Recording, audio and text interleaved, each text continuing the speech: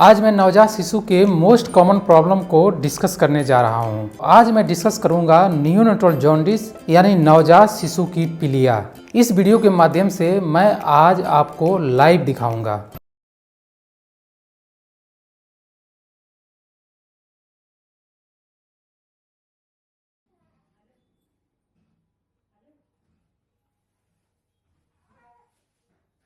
हाँ दोस्तों, आपने सही सुना। आज मैं डायरेक्ट अपने एनआईसीयू से यह वीडियो दिखाऊंगा। आज मैं बात करूंगा नियोनेटल जॉन्डिस यानी नवजात शिशु की पीलिया क्या होती है, नियोनेटल जॉन्डिस के क्या क्या कारण हो सकते हैं, इसको कैसे डायग्नोस किया जाता है और पेरेंट्स इसे घर पर कैसे जान सकते हैं। और वीडियो के लास्ट सेक्शन में बात करूंगा नवजात शिशु की पीलिया को कैसे ट्रीट कर सकते हैं। ठीक है ना। हेलो दोस्तों, मैं हूं आपका पीडियाट्रिशियन डॉक्टर विजय कुमार यादव और आपका स्वागत है मेरे channel child A to Z India पर parenting start here with paediatrician. तो चलिए आज का वीडियो शुरू करते हैं।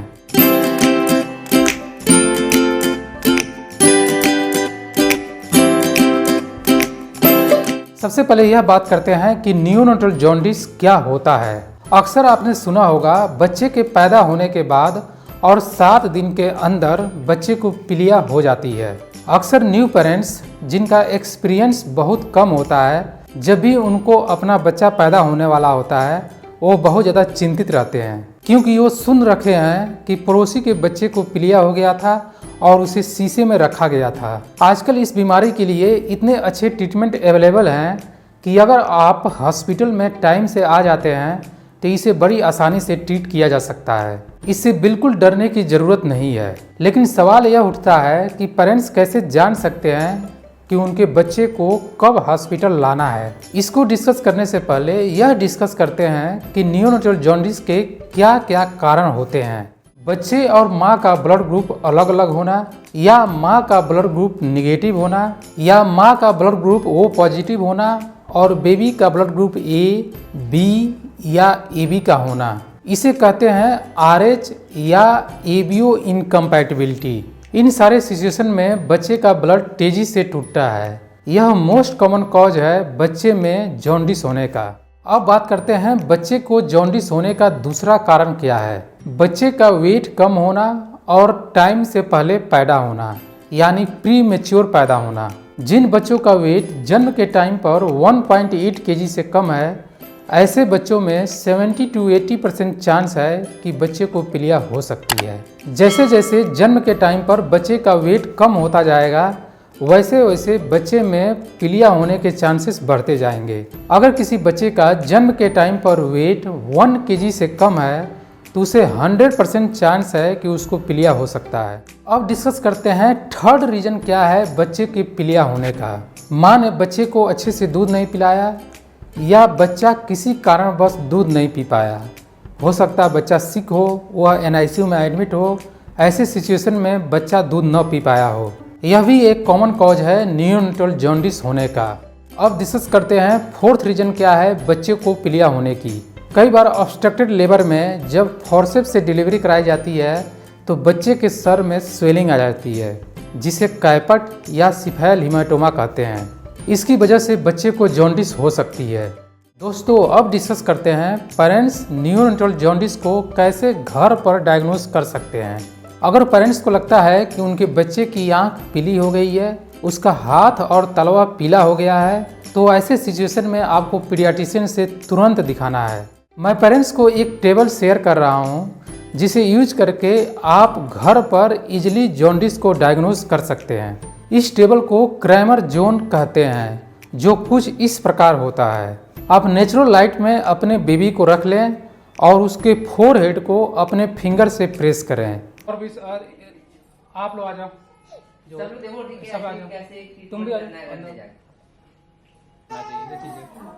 फिर क्या करना है कि जो आप ऐसा करोगे, फिर बच्चे के सर पे हल्का से प्रेस करना है, प्रेस करके छोड़ देना है। फिर उसका कलर देखना है कि कलर कैसा आ रहा है। तो जब आप ऐसे प्रेस करके जब और फिर रिलीज करें।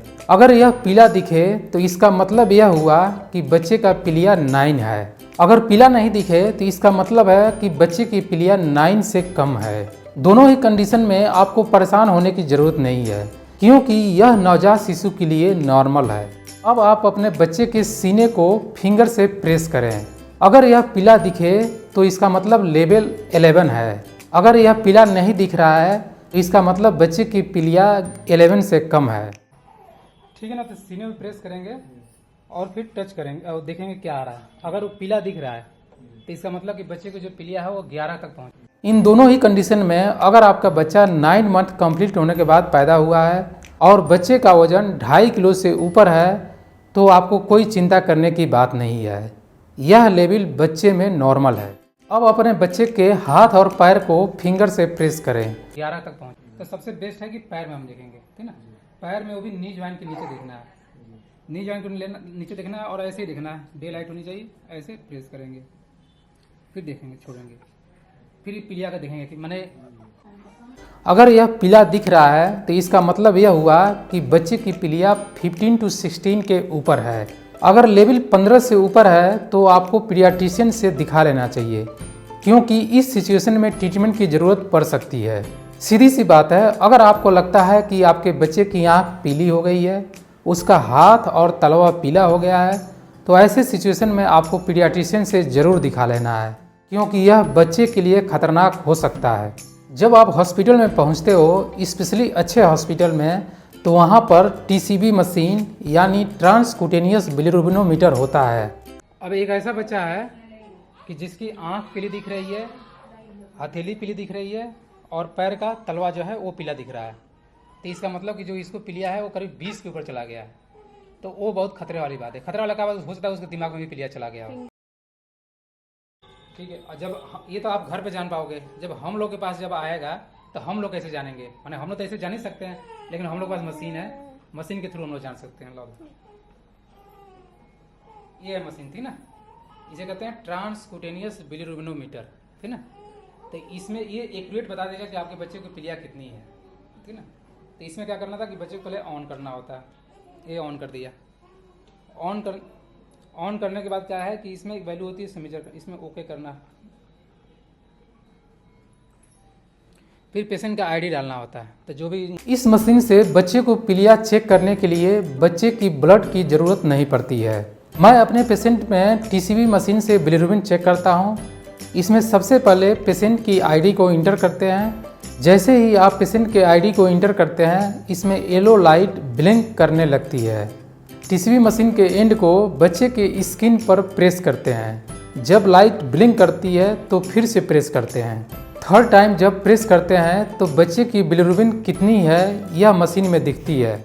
अगर यह वैल्यू 15 से ऊपर आती है तो मैं बच्चे को एनआईसीयू में एडमिट कर लेता हूँ।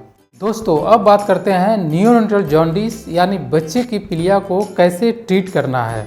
बच्चे को ट्रीट करने के लिए फोटोथेरेपी मशीन लगाई जाती है, जो कुछ इस प्रकार होती है। जब हम लोग को मालूम चल जाता है कि पीलिया के लेवल 15 से ऊपर है या 20 से ऊपर है, तो जब 20 से ऊपर होता है तो डबल सरफेस लगाना पड़ता है, ठीक ना। डबल सरफेस का मतलब होगा कि दो फोटोथेरेपी लगानी पड़ती है। एक फोटोथेरेपी ऊपर से लगाते हैं, हेड के ऊपर से लगाते हैं, और एक नीचे से लगाते हैं। इसको ऑन करिए।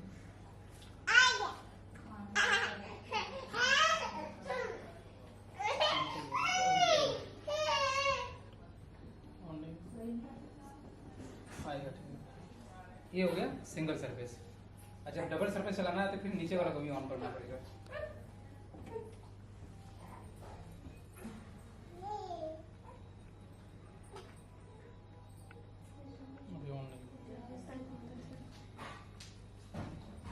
ठीक है, ये डबल सरफेस, ये सिंगल सरफेस है, ये चलाना है। अगर बच्चे का बिलिरुबिन 20 से कम है तो एक फोटोथेरेपी मशीन की ज़रूरत पड़ती है। इसे सिंगल सरफेस फोटोथेरेपी भी कहते हैं। अगर बच्चे का बिलिरुबिन 20 से ऊपर आता है तो 2 फोटोथेरेपी मशीन की ज़रूरत पड़ती है। इसे डबल सरफेस फोटोथेरेपी कहते हैं, जो कुछ इस प्रकार होता है। एक फोटोथेरेपी बच्चे के ऊपर से लगाई जाती है और दूसरी फोटोथेरेपी बच्चे के नीचे से लगाई जाती है, जो कुछ इस प्रकार दिखता है। अब मैं आपको एक क्लिनिकल केस दिखा रहा हूँ। इस बच्चे का जन्म के चौथे दिन पीलिया का लेवल 20 था, इसलिए मैंने डबल सरफेस फोटोथेरेपी लगाने का प्लान किया। बच्चे को फोटोथेरेपी मशीन पर रखने से पहले उसको रेडी करना पड़ता है। सबसे पहले बच्चे को अच्छे से दूध पिला लेते हैं, क्योंकि एक बार फोटोथेरेपी मशीन स्टार्ट होने पर उसे कंटिन्यूअस 2 घंटे तक फोटोथेरेपी देनी होती है। दूसरा, फोटोथेरेपी मशीन पर रखने से पहले उसके आँख और जेनिटेलिया को कवर कर लेते हैं। आँख को कवर करने के लिए आई पैड लगा देते हैं और बच्चे के डायपर से उसकी जेनिटेलिया कवर हो जाती है, सो दैट फोटोथेरेपी से निकलने वाली रेज से बच्चे के आँख और जेनिटेलिया को नुकसान न पहुँचे।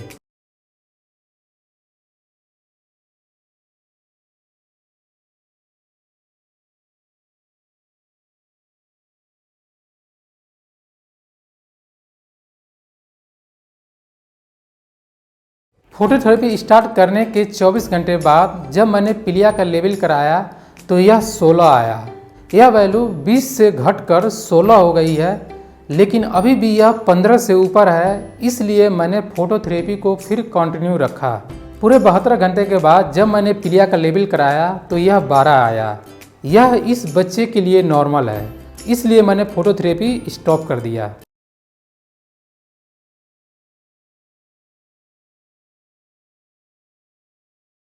इस बच्चे को पीलिया होने के 2 रीजन थे।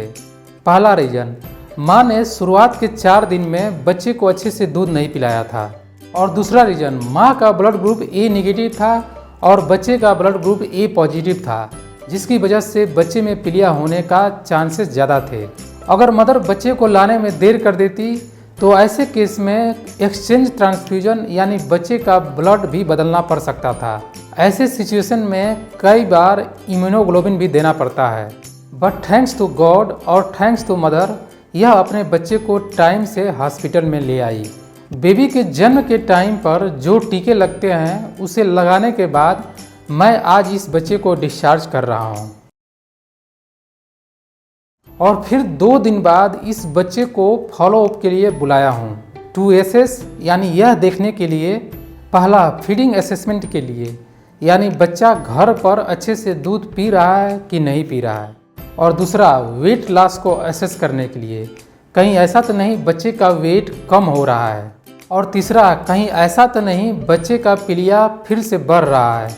और लास्ट में मैं अपने पूरी टीम को थैंक यू बोलना चाहूँगा, जिन्होंने माँ के साथ साथ बच्चे की काफ़ी ज़्यादा हेल्प की।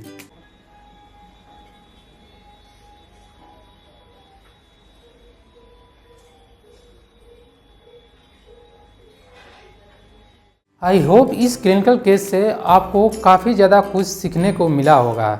ऐसे ही बच्चों से रिलेटेड कंटेंट के लिए मेरे channel child A to Z India को सब्सक्राइब करें, इस वीडियो को लाइक करें और ज़्यादा से ज़्यादा अपने फ्रेंड और फैमिली में शेयर करें, सो दैट उनको भी हेल्प मिल सके।